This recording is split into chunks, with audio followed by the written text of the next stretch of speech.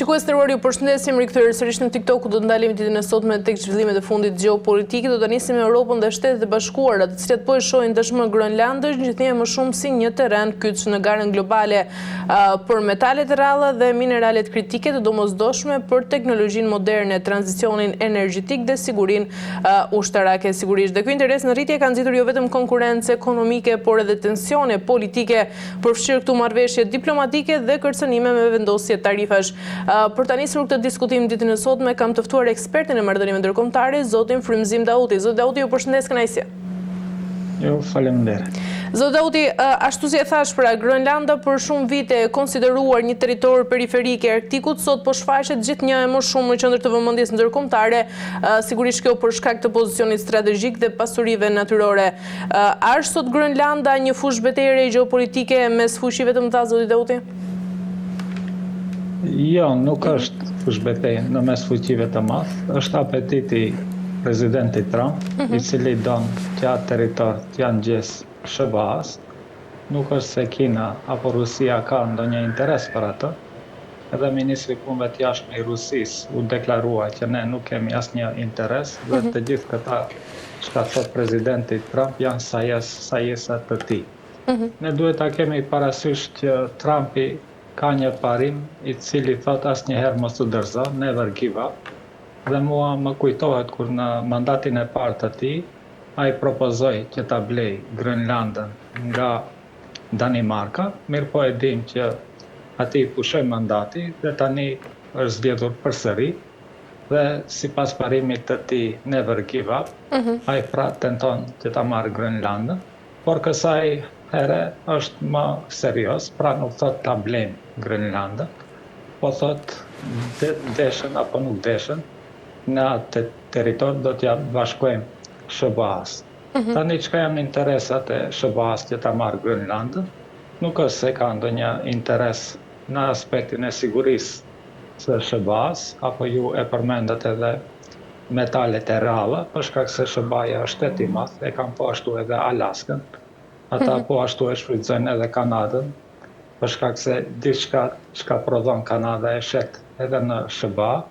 Nuk është kjo se i nevojit e SBA-s, po është apetit i presidentit Trump, i cili don të mbetet në historinë e SBA-s si një president i cili e ka zgjeruar territorin e tij.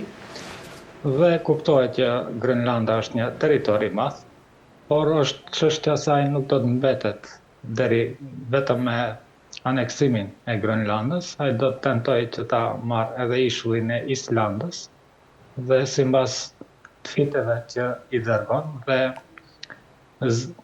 ta thuajmë konfliktit me kryeministrin e Norvegjisë, si duket ai don ta marrë edhe Norvegjinë, ashtu që ta bllokoj të gjithë atë pjesën veriore, që ta mund të kalojnë anijet ruse, anijet kineze, në një rast të konflikti mes këtyre fuqive të mëdha.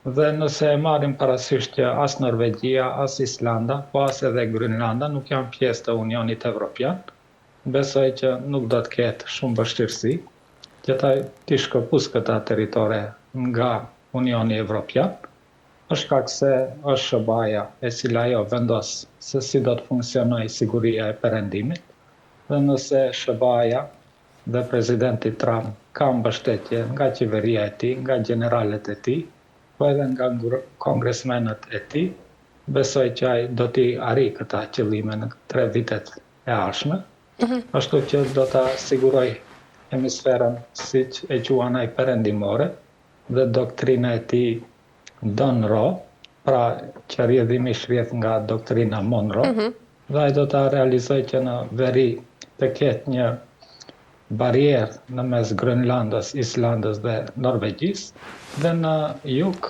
ne e dim që ai okupoi, apo të paktën e kidnapoi presidentin e Venezuelës, vetën e quan që ushtrues detyre presidenti Venezuelës. Nuk e dim a do të shkojnë ende më shumë në jug, por besojmë që së shpejti do të tentoj që ta okupoj apo të bëj grushteti, apo ta kidnapoj presidentin e Kubës, të Kolumbisë, Nikaraguës, ashtu që doktrina e tij të fillon të funksionojë. Ndërkaq, zoti Dauti, marrëdhëniet mes SBA-s dhe Europës janë përballur me tensione të reja, veçanërisht për në çështjen që ne sapo diskutuam, që lidhen me Groenlandën dhe interesat ekonomike dhe strategjike në atë ishull. Sa real është rreziku që këto përplasje të kthehen ndoshta në një krizë të hapur transatlantike? Kjo nuk mund të eskalojë në krizë ushtarake. Pra, është qesharake se sa është forca e Evropës, ata dërkuan 15 ushtar Gjerman, 15 ushtar ndoshta francez dhe italian, nuk jam i sigurt për italianë. Dhe me një kërcënim të Trumpit, ata 15 ushtar Gjerman, pas 2 ditëve u kthyen përsëri në Gjermani. Mirëpo presidenti Trump e përmendën, thotë janë 2 qenë të cilët e mbrojnë këtë Groenlandën, për shkak se Groenlanda nuk ka ushtri, ka ata qenë me skia, çka i transportojnë njerëzit, dhe ndoshta thot mund të sjellin ndonjë qenë më shumë që ta mbrojë Groenlandën. Pra në aspekt ushtarak as që diskutohet, kjo edhe për faktin se SBA-ja ka baza ushtarake në Groenland, dhe edhe pse ne thuajmë që Groenlanda i takon Danimarkës, Groenlanda nuk është pjesë e Bashkimit Evropian, kjo për arsye se ata kanë bërë një referendum në Groenland, 10 vite, disa dekada më herët, kur janë shkëputur prej Bashkimit Evropian, dhe arsyeja ishte për shkak që shtetet e Bashkimit Evropian mos i shfrytëzojnë ujërat detare të Groenlandës për shkak se territor shumë i madh për peshkim. Pra ata industri të vetme në Groenland e kanë peshkimin, dhe prandaj edhe nuk janë pjesë e Bashkimit Evropian, edhe pse Danimarka prej vitit 1973 është pjesë e Bashkimit Evropian. Pra të gjithë këta kritika që i bëjnë SBA-s nga Bashkimi Evropian, është për arsye se ata kuptohet që duhet të dalin faqebardh para votuesve të tyre, ja për shkak se parashtrojnë pyetje votuesit e tyre, si është e mundur që ju territorin e Groenlandës t'ja jepni SBA-s, përderisa neve na thuani që duhet të luftojmë në Ukrainë, ta mbështesim Ukrainën, për shkak se Rusia don ta okupojë atë territor. Pra, e gjitha është më shumë politike mbrëmshme, se sa ta quajmë konflikti vërtet në mes SBA-s dhe Evropës. E qartë.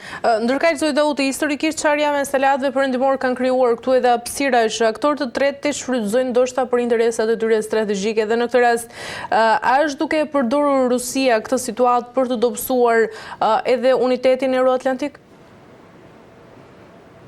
Po nuk ka një unitet në Bashkimin Evropian, e lere më një unitet në mes SBA-s dhe Bashkimit Evropian. Rusia është e përqendruar në obligimet e tyre që i ka në Ukrainë, nuk është se përzihet shumë se çka do të bëjë SBA-ja dhe Evropa për çështjen e Groenlandës. Ne dim që në Bashkimin Evropian, Hungaria, Slovakia, Çekia, po edhe disa shtete të tjera nuk e përkrahin më luftën e ta quajmë perëndimit apo NATO-s kundër Rusisë në Ukrainë. Dhe është konflikt në mes tyre. Mirë po kuptohet që edhe në NATO ka mos marrëveshje të mëdha, për shkak se për shembull Spanja nuk pajtohet që ta rrisë buxhetin në 5% të GDP-s së tyre për investime në ushtri, për shkak se të gjitha ata armatime blehen nga SBA-ja. Nuk kanë të drejtë për shembull Spanja apo Portugalia që janë pjesë të NATO-s, apo edhe Shqipëria ta fusim këtu, që të blej armatimen nga Rusia apo nga Kina. Pra të gjithë këta shtete janë të detyruar që të blejnë nga SBA-ja dhe kuptohet që industria e ushtrisë e SBA-s i shfrytëzon evropianët, i shfrytëzon taksapaguesit evropian për të pasuruar ata. Dhe të gjithë armatimet që blehen në luftën për në Ukrainë, i paguajnë vetë taksapaguesit evropian, për interesat e ndoshta edhe të SBA-s në Ukrainë. Pra bëhet fjalë për një vazalitet të Evropës kundrejt SBA-s, një shfrytëzim i Evropës nga ana e SBA-s, dhe kjo e gjitha me fajt të politikanëve evropian, të cilët janë në çdo aspekt të dobët dhe janë duke e shkatruar Bashkimin Evropian si ekonomikisht, po si edhe kulturalisht, pra është në nivelin më të ulët të zhvillimit Bashkimi Evropian, për shkak se e gjitha ka hyrë në një recesion ekonomik dhe nuk dihet se mbas 10 viteve a do të ketë Bashkim Evropian. Qartë, zëdauti nga ana tjetër, deklaratat e fundit të ministrit e jashtëm rus për Groenlandën kanë rikthyer në debat dhe çështjen e kolonializimit dhe sovranitetit në Arktik. Si shihni këto deklarata, janë nga njëra anë vetëm retorik politike apo mund të jenë edhe pjesë e një strategjie më të gjerë ruse? Po nuk është se bëhet fjalë për kolonializim, për shkak se Grenlanda e gjitha ka 60.000 banor dhe nuk është se do të shfrytëzohet ajo popullata e tyre. Territori i tyre ka mund çdo herë të shfrytëzohet, nuk është se nuk e kanë pas atë të drejtë amerikanët apo kapitalistët amerikanë që të hapin miniera, të eksploatojnë tokën e Grenlandës dhe kjo nuk është çështje kolonializimi. Mirëpo kemi çështje kolonializimi me çështjen e Venezuelës, kemi bërë edhe video për atë situatë, pra aty vidhet nafta e Venezuelës dhe shitet në treg dhe ata para i merr SBA-ja. Kuptohet që Venezuela ka 30 milion banor dhe të gjitha ata mund të shfrytëzohen, pra në këtë rast kemi çështjet e kolonializimit. Mirëpo presidenti Trump me doktrinën e tij ai nuk beson që kolonializimi është diçka negative. Ai përderisa ka pushtet, beson që e ka të drejtë dhe thotë që nuk do të mbetem vetëm këtu, do të vazhdoj me kolonializimin e shteteve të tjera, sidomos në Amerikën Latine. E qartë. Ndërkaq, zëdauti, dominimi i Kinës në tregun e metaleve të rralla ka ngritur sigurisht dhe shqetësime serioze në perëndim për varësinë strategjike dhe ekonomike. Sa e rrezikshme është kjo varësi për SBA-n dhe vetë Europën? Po minierat e rralla dhe është ka përvoja e madhe e Kinës në këtë industri, për shkak se edhe Evropa edhe SBA-ja, të gjithë ata punë të rënda, ata quajmë të industrisë së rëndë, i dërgonin në Kinë që të prodhohen, ashtu që ata e neglizhuan SBA-ja dhe Evropa industrinë e rëndë, dhe ja që tani kanë problem. Nuk është problemi se ata nuk i kanë ata materiale, po është problemi se nuk e kanë teknologjinë që t'i përpunojnë ato materiale dhe kuptohet me zhvillimin e teknologjisë, sidomos me internetin, me inteligjencën artificiale, me qipat e ndryshme që duhet të prodhohen, por me mineralet e rralla po ashtu janë të nevojshme shumë për industrinë e mbrojtjes dhe ne e dim që lufta në Rusi dhe Ukrainë e dëshmoj dobësinë e NATO-s dhe tani ata duhen të armatosen përsëri si Evropa, po ashtu edhe shtetet perëndimore, për shkak se e shiqojnë se kanë mbetur mbas me teknologji në aspektin ushtarak dhe përpiqen që të arrijnë kapacitetin e ushtrisë së Kinës, kapacitetin e ushtrisë së Rusisë, edhe kapacitetin e ushtrisë së Iranit, nuk duhet ta përjashtojmë, për shkak se edhe Irani ka industri të madhe ushtarake, sidomos të raketave balistike dhe hipersonike, pra mund ta paramendoni e gjithë Evropa, e gjithë SBA-ja, sot e kësaj dite nuk mund të prodhojnë raketa hipersonike dhe kuptohet përderisa kanë mbetur mbas, janë të mbarur edhe nga mineralet e rralla, që shpresojnë që në një bashkëpunim me Kinës të mund t'i shfrytëzojnë ata minerale dhe të gjithat know-how të industrisë së rëndë që e ka Kina, t'ia përcjell shteteve të Evropës dhe SBA-s, por ata kanë mbetur mbas si Evropa dhe SBA-ja dhe nuk besoj që do të mund të arrijnë industrinë e Kinës në një kohë të shkurtër. Zëdauti, nga rivalitetet globale, burimet natyrore janë shndruar shpesh edhe në mjet e presioni, por sigurisht politik dhe ekonomik. A mund t'i përdor Kina metalet e rralla si një armë gjeopolitike, do ta shoja? Mund t'i përdor dhe i përdor.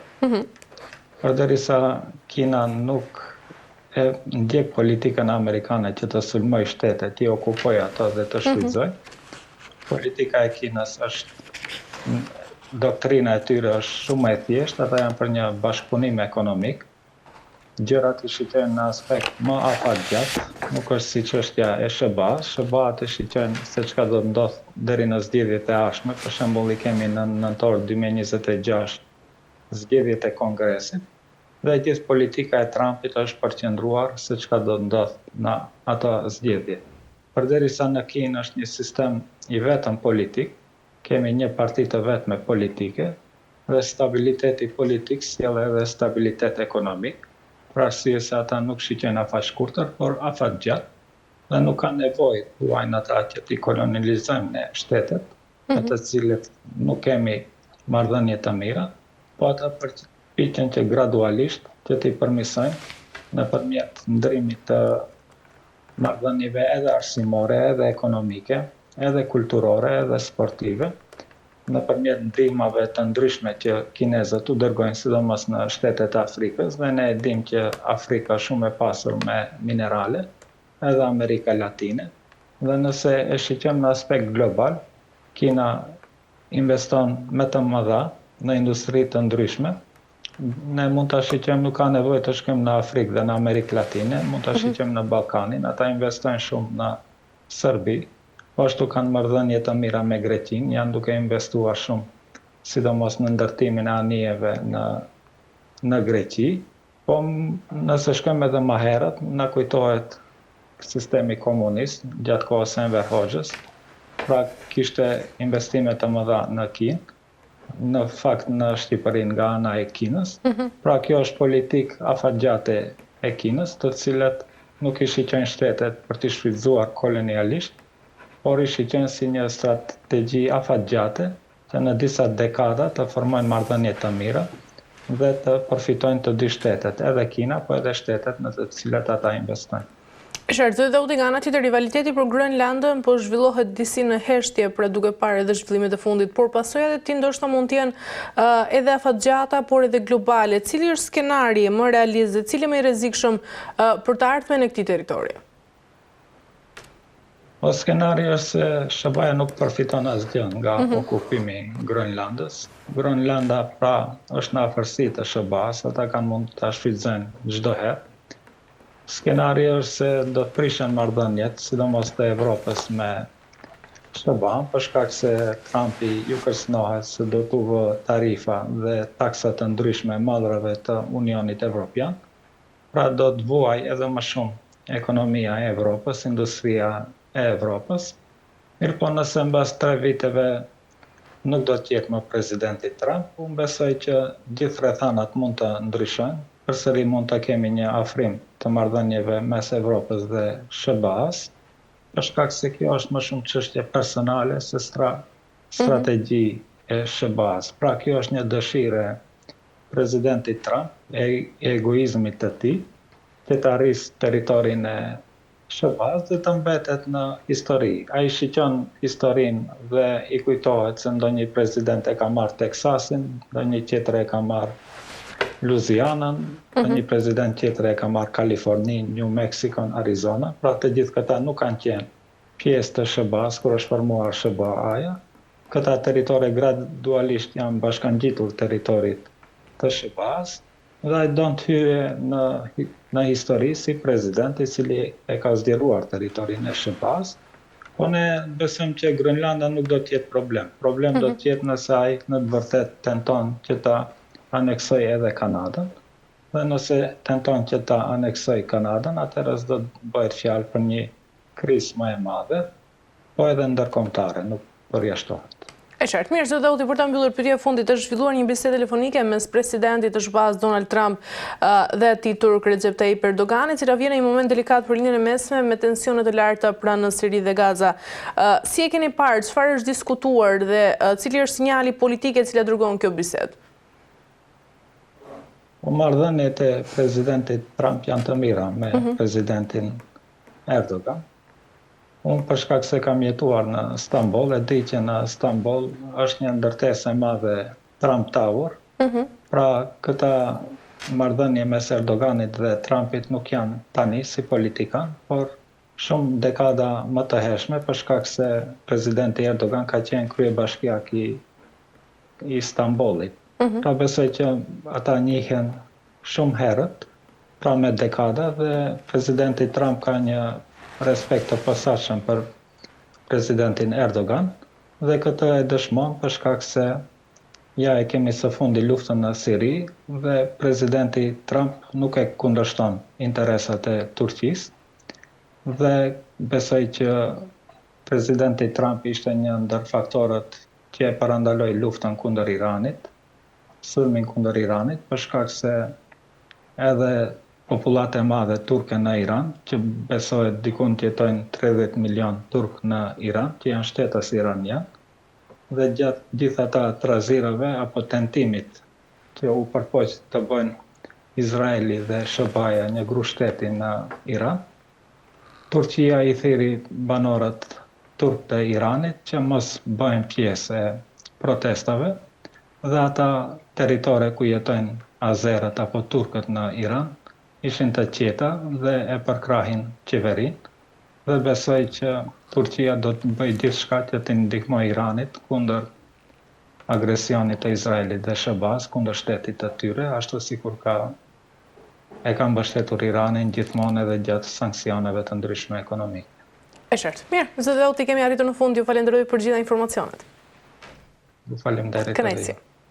Mirë, të nderuar televizionistë, kemi arritur në fund të kësaj pjese të parë. Do mbyllim këtu pjesë të parë, bëjmë një pushim të shkurtër dhe më pas rikthehemi për të ndalur sërish tek biseda e Donald Trump me presidentin turk Recep Tayyip Erdogan dhe më pas do ndalemi sërish tek Groenlanda. Mbyllim këtu këtë pjesë të parë dhe rikthehemi më pas.